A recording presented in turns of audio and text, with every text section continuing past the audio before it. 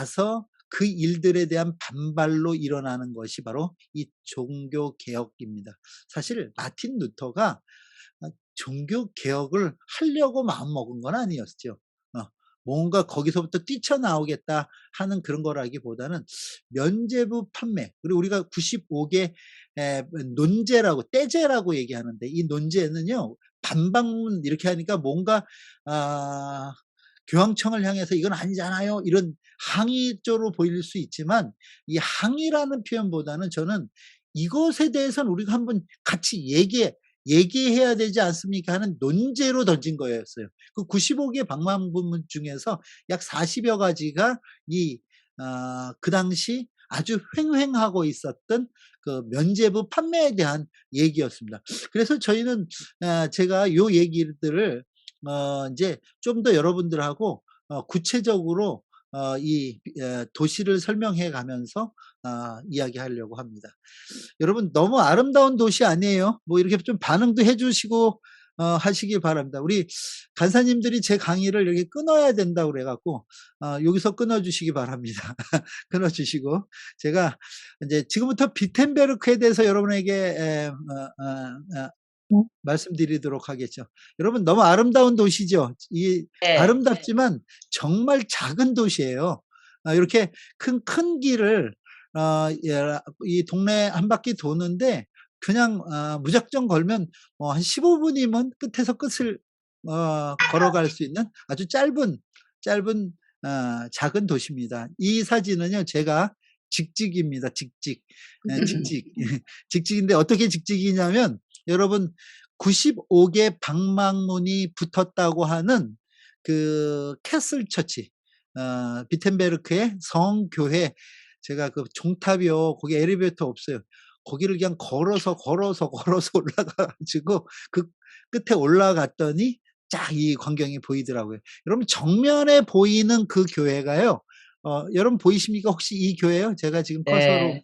예. 이 정면에 보이는 이 교회가 바로 어 시리 처치라 그러죠. 시립교회입니다. 비텐베르크 시립교회. 이 교회에서 어 루터가 설교하고 했던 교회입니다. 그리고 여기는 평민들이 주로 다니던 교회였고요. 지금 이 사진을 찍은, 지금 좀 이따 보여드리겠지만, 비텐베르크 성교회는 대개 왕족, 귀족들이 예배드리는 교회였습니다.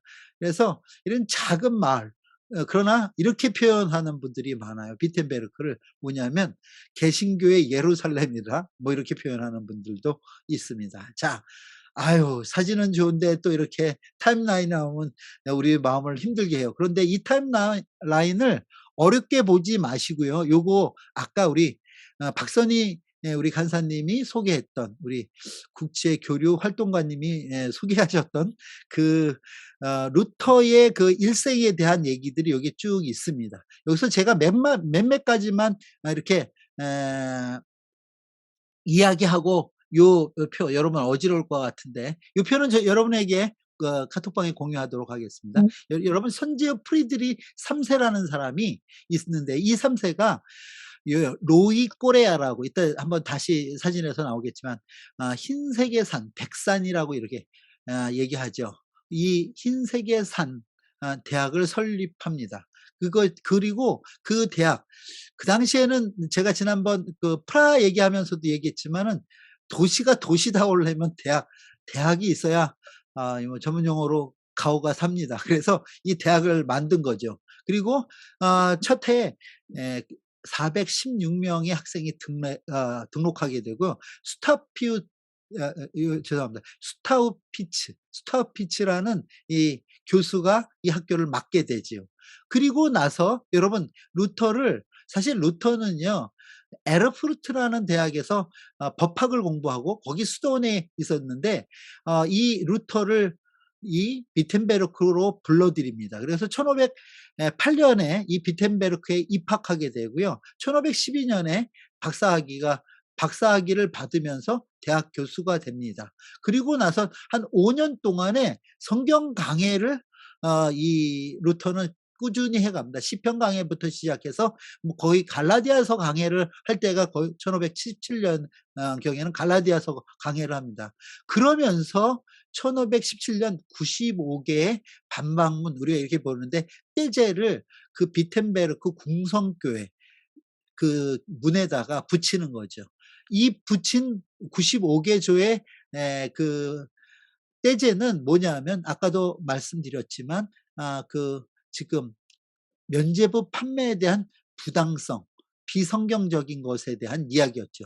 예, 이것이 이제 어떤 면에서 루터로서 이 유럽 전역에 알려지게 되는 아주 결정적인 사건이라고 볼 수 있습니다. 여러분, 그다음에 1518 년에 어떤 일이 있나 하면 이 루터의 이 95개 떼제가 전 유럽에 큰, 뭐라 그럴까요? 큰 파장을 일으켰어요. 그러다 보니 교황청에서는 가만히 있을 수가 없잖아요, 이 부분에 대해서. 그러니까 루터가 속해 있었던 어 어거스틴 수도회에 이야기를 합니다. 도대체 루터라는 수도사가 누구길래 지금 이런 문제를 일으키냐. 좀 데려다가 그 사람을 좀 잠잠케 해라. 아이, 그 문제를 좀 수도회 측에서 좀 어떻게 잠재워라. 뭐 이런 뜻이었겠죠. 그래서 1518년, 우리가 인제 이번에는 공부에는 안 나오는 도시지만 제가 지금 살고 있는 동네에서 가장 가까운 큰 도시입니다. 하이델베르크로 불러 드립니다. 왜냐하면 이 어거스티누스 수도회가 이 하이델베르크에 그 본산이 있거든요.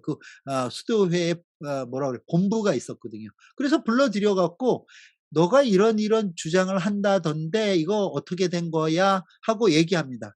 그때 루터가요, 거기서 40개 조항에 다시 자기의 논제를 발표합니다. 요게 아주 굉장히 중요한 이슈가 되는데요. 왜냐하면 그 당시까지, 여러분, 로마 가톨릭의 신학은 철저하게 영광의 신학이었어요. 영광의 신학. 근데 루터가 얘기한 40개 조항의 논제는 뭐였나 하면 영광의 신앙이 아니라 십자가 신학에 대한 40개 논제를 벌이죠. 그래서 이 얘기를 그 수도회의 수도사들, 또 하이델베르크는 이미 대학이 있던 도시였거든요. 대학의 교수들, 학생들 앞에서 이야기하는데요. 성령께서 역사하십니다. 4월 달이요. 4월 26 일로 이제 우리가 하이델베르크 오시면 그 루터가 섰던 자리에 이렇게 마크를 해 놨는데, 거기서 어떤 역사가 일어나냐면요. 그를 잡아서 그의 잘못된 이단 사상을 벌하겠다고 잡았던 데서 그 루터가 얘기했던 40개 조항의 십자가 신학을 듣고 그 사람들이 다 이렇게 은혜를 받아 갖고요. 아 결론적으로 얘기한다면 어거스틴 수도회가 문을 닫아 버립니다. 그리고 그 자리에 함께했던 교수들, 학생들은요, 종교 개혁의 첨병들이 됩니다. 정말 저는 이 얘기를 들을 때마다 할 때마다 몸이 오싹오싹하는 게, 이게 하나님의 역사가 아니라면 이게 가능하겠습니까? 근데 이게 가능했던 이유 중에 하나는요, 어거스틴 수도회는 무엇을 중시하는 수도였냐면 성경 읽기를 중시했던 수도회였어요. 이들이 성경의 본질을 알기 때문에 루터의 그 십자가 신학에 대해서 받아들일 수밖에 없었다 하는 것이죠. 그리고 나서 여러분, 그 이후에 우리 아까 아 박선희 집사님이 말씀하셨던 여러 가지 저항들이 있죠. 그러면서 어 이 루터가 세 편의 논문을 그때 쓰는데, 독일 귀족에게 고함, 그래서 독일 민족적 정체성에 대한 얘기들을 많이 합니다, 여기서는요. "왜 우리가 헌금을 걷어서 이태리로 보내야 되느냐." 뭐 이런 것도 있습니다. 또 교회 바벨론 포로, 왜 교회가 교황의 포로가 되어서 움직여져야 되느냐. 또 그리스도인의 자유에 대해서는 신자의 영적 자유와 사랑에 대한 얘기들을 합니다. 그런 이 얘기를 하니까 이게 오히려 더 문제가 되죠. 이 문제가 되다 보니까 교황은 1520 년에 아 아무래도 안 되겠다. 루터는 파문시켜야 됐다. 파문. 아까 불질러 버렸다는 거 있죠. 그걸 교서를 보내는데 그것을 다시 루터는 불에 태워 버립니다. 여러분 이게 대단한 배짱 아니겠습니까? 그리고 나서 1521 년에 여러분 보름스, 이따 우리가 조금 있다 다시 보게 됐지만 보름스라는 곳에서 제국 의회가 열리게 되고요. 그 보름스 의회를 통해서 이제 아 루터는 파문당하게 됩니다. 그 이후에 여러분 바르트 브루트라는 성에 루터는 갇혀서 1 년간 있게 되는데, 이때 루터는요 이제 자기의 신분을 속이고 기사로 숙이고 이름도 바꾸고 있으면서, 어떻게 보면요 예 자기 생사가 오가는 그 시기에 여러분 뭘 하냐 하면 그 마르트 브루트 성에서 아이젠나흐죠. 거기서 성경을 번역하죠.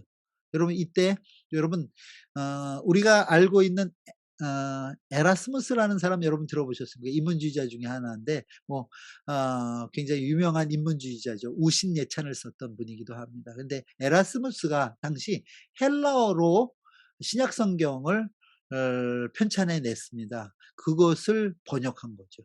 그래서 여러분 라틴어에서 독일어로가 아니라 헬라어에서 독일어로 성경 번역을 하게 되고, 이제 이것이 이제 우리가 흔히 september bible이라고 9월 성경이라고 부르는데, 이것이 그의 친구 멜라니톤에 의해서 감수되고요. 아주 멜라니톤은 석학 중의 석학입니다.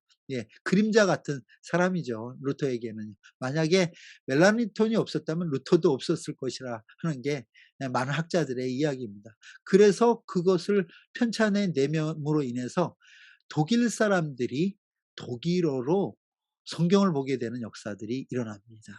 예. 그리고 나서 뭐 1525 년에 카타리나 본 포라하고 결혼을 하는가 하면 1546 년에 그가 아이슬레벤이라고 자기가 태어났던 동네이기도 합니다. 거기서 다시 죽게 되고, 그의 무덤은 다시 비텐베르크로 가져와서 95개 방망문을 붙였던 그 공성교회에 지금 묻혀 있고, 그 옆에 그의 친구였던 멜라니톤과 나란히 묻혀 있습니다. 여러분 뭐 오직 믿음하는 솔라에 대한 얘기는 아까 우리 박선희 집사님 잘 얘기해 주셨으니까 제가 이야기하지 않고요. 저는 루터 주변의 사람들에 대한 얘기를 조금 여러분하고 더 했으면 좋겠다 하는 생각을 해요. 제가 참 좋아하는 화가가 몇 명 있는데 그중 3명 정도 있습니다. 브레헬이라는 지금으로는 네덜란드의 화가하고 이 루카스 크라나하라는 사람을 제가 좋아합니다. 왜냐하면 요 사람들이 대개가 어떤 사람인가 하면 이 종교 개혁 정신을 화폭에 담았던 사람이에요. 이게 쉽지 않잖아요. 예. 사상을 화폭에 담고, 여러분 바흐 같은 사람, 멘델스존 같은 사람은 음악가지만 또 그들은 그 종교 개혁의 어떤 사상들, 우리의 믿음의 신앙의 사상들을 음악으로 표현하잖아요. 너무 멋있죠, 이런 것들이. 그런데 1417 년부터 1553 년까지 궁정화가로 있었던 이 크라나흐라는 사람은 여러분 우리가 대부분 보게 되는 루터의 초성화를 그렸고요. 여러분 9월 성경 아까 얘기했던 september bible에 그 사파를 그려 넣어서 일반인들도 그 상황 그 성경의 내용들을 이해하기 쉽게 그렸던 사람입니다. 뿐만 아니라 혼인할 때 누가요? 루터가 결혼할 때는 증인이 되기도 하고요. 그 아들들의 대부가 돼 주기도 합니다. 이 사람은요 되게 부자예요. 우리가 이제 비텐베르크 가면 이 사람 집에도 가 보고 하는데 약국, 인쇄도, 서점, 심지어는 시의회, 시장까지 하는 이런 그 비텐베르크에서는 알아주는 사람이기도 했습니다.